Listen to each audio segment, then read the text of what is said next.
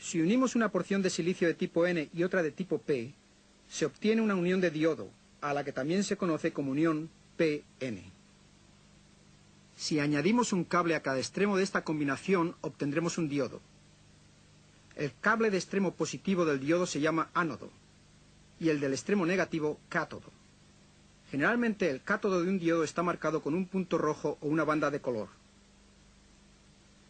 Este es el símbolo esquemático del diodo, con una punta señalando el sentido habitual del flujo de la corriente. La característica más distintiva de un diodo es que permite el flujo de la corriente en una sola dirección, de ánodo a cátodo. Es decir, que la corriente entra fácilmente por el ánodo, el extremo sin marca, y sale por el cátodo, el extremo con la banda o el punto rojo. Y, a la inversa, bloqueará eficazmente el flujo de la corriente en la dirección opuesta. Observando de cerca lo que sucede en la unión PN, entenderemos cómo funciona.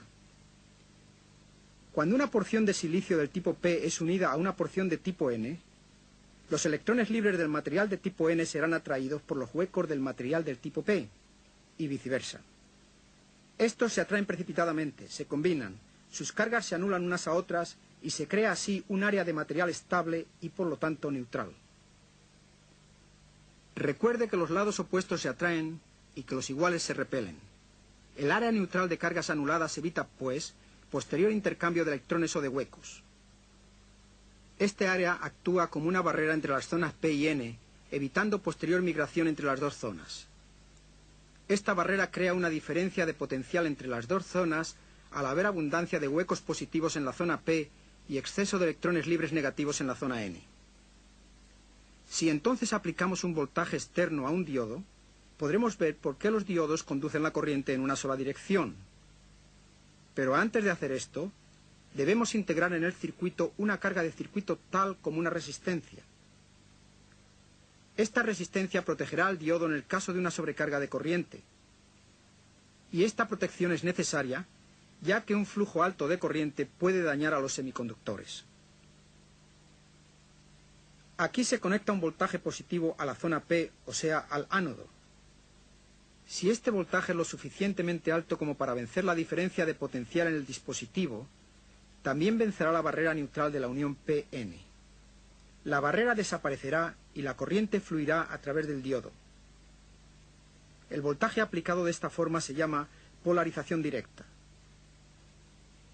Cuando se aplica un voltaje a un diodo, deben considerarse varias cosas importantes. En polarización directa, un diodo no conducirá flujo de corriente hasta que el voltaje no alcance una cierta magnitud, lo suficientemente alta como para vencer la barrera.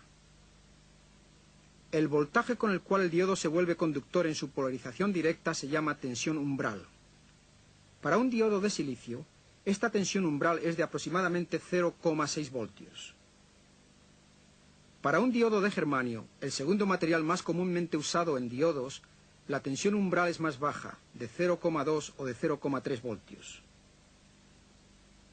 Como dijimos anteriormente, la corriente que puede aceptar un diodo de polarización directa es limitada.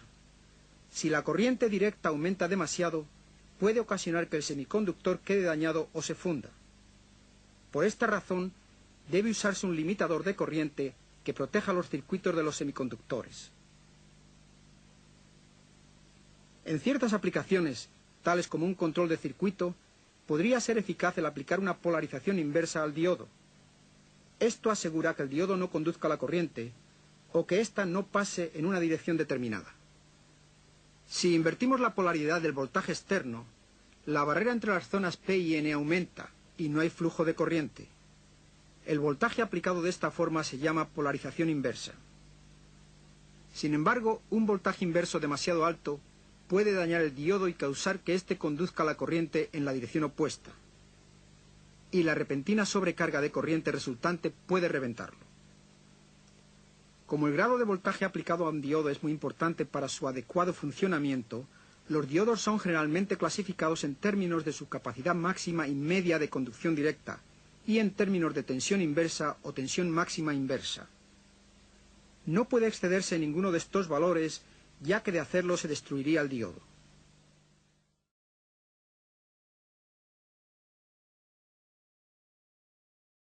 Es muy fácil comprobar el funcionamiento de un diodo. Muchos de los multímetros actuales tienen una función de prueba de diodos. Si su multímetro no la tiene, puede usted comprobar los diodos con un ohmímetro. Conecta el cable positivo al ánodo y el negativo al cátodo. El ohmímetro debe indicarle una resistencia de aproximadamente 50 ohmios a 2 kiloohmios. Si ahora invertimos los cables del ohmímetro, conectando el cable positivo al cátodo y el negativo al ánodo, deberemos obtener un valor de varios megaohmios. Si la resistencia en ambas direcciones es o muy baja o muy alta, el diodo es defectuoso. Dependiendo de sus características, los diodos pueden utilizarse para diferentes propósitos. Ya hemos mencionado que un diodo permite el flujo de la corriente solamente en una dirección y no lo permite en la otra. El diodo actúa así, como una válvula, y es el componente ideal para rectificar una corriente alterna a corriente continua.